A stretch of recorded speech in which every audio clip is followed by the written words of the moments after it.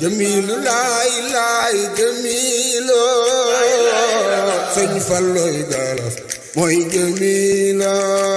asalaamaaleykum wa rahmatullahi wa barakatuhu ci ndigalu Cheikh Mouhamed Mountakha Mbacké Bassirou xalif général des mourides ci ndigalu Serigne Aboul Baraka Mbacké xalifa Cheikh Mouhamed Fadal Mbacké ci ndigalu Serigne Cheikh Oumy Mbacké moom Serigne Fallou di sëriñam di léppam mbokk jullit yi mbokk taalibe yi Alaaji Njàpp Mbay jàngkat mag bi jàngkatu xasida Serigne Touba ci Touba nii di Serigne Fallou moo leen di yëgal bés bu mag bi mu baaxoo di amal di sant Serigne Touba delloo njukkal Cheikh Mouhamed Fadal Mbacké mi ngi yemook naka jeudi 2 avril 2026 ci Touba nii di Serigne Fallou quartier Mame Aw Bousso bés bii nag mbokk yi mu ne mi ngi koy yëgal mbokk yi soppe yi am di jàmm yeeg jóge ñaale yi fàttewu si kenn bàyyiwu si ñenn mbooleem taalibe Serigne Fallou yi mbooleem taalibe Serigne Touba yi mbooleem ñu koy safoo mi ngi leen di woo nag si bés bi mbokk yi nag bés bi am nañ si parrain moo di ñan Serigne Baye Serigne Mbacké borom baax waaye tamit honorable député Serigne Cheikh Thioro Mbacké vice-président ci assemblée nationale ak it kan Serigne Djili Niang kennal Serigne Touba bokk na si parrain yi Serigne Massamba Sarr kennal Serigne Touba ak it kan Serigne Cheikh Bakary Diouf moom Serigne Cheikh Oumy Mbacké Serigne Bassirou Tawfeex ba tey bokk na si parrain yi Serigne Choybou Ka Serigne Modou Ndiaye borom seet gu leer gi Alaaji Ala Diagne Serigne Modou Gueye Serigne Galas Mbaye Serigne Djili Mbaye Mouhamadou Lamine Niang Fawzeyni borom secret yi ak it kan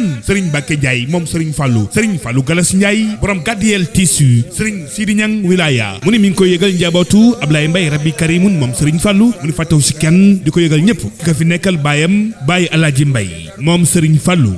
mbokk yi nag ma ni ñooy ñan di soxna Muslim Mbacké soxna May Silla moom Serigne Modou Kara Silla ak it kan Ajaratu Maguette Bey moom Serigne Fallou soxna Mame Diarra Diouf soxna Mami Diouf soxna Ndak Ndiaye soxna Yacine Thioune soxna Ngone la Teex Fall soxna Maguette Lo soxna Ndey Diop soxna Aïcha Diop soxna Diop soxna Ndey Fatou Gueye soxna Kolengom Adja Ngane Gueye soxna Ndour ak it Salimata Meng bëgg Bamba waaye nag mbokk yi bis bi dinañ si fas seeni fàttalu ko si rendre si hommage ñaanal si soxna Daba Mbacké moom Serigne Bara Mbacké moom Cheikhul Khadim ak it kan Alaaji Mbacké Samb Alaaji Abdou Mbaye Serigne Mor Samb moom Serigne Fallou Touba Bogo Baye Adama Gueye moom Serigne Bassirou moom Serigne Fallou Baye Maguette Fall moom Serigne Alioune Fall Mbawor Serigne Bassirou Kébé Alquran Baye Thierno Ndiaye moom Mame Cheikh Issa Diène Serigne Makhtar Diène dines nag fa séene sargal Serigne Medoune Mbaye magam xalifaam di léppam bés bi bokk yi dinañ ko amal si programme bu am solo dinañ xëy tàmbale jàng alquran ubbeeko yendoo xasida programme bi nag bu ñu demee ba 14h 15h ñu bernde programme bi fa séene tàmbali à partir de 16h 17h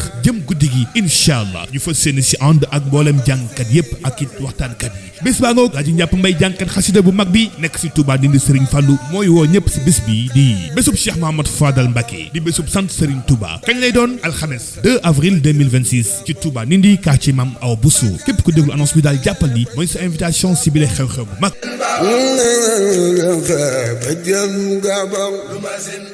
bagal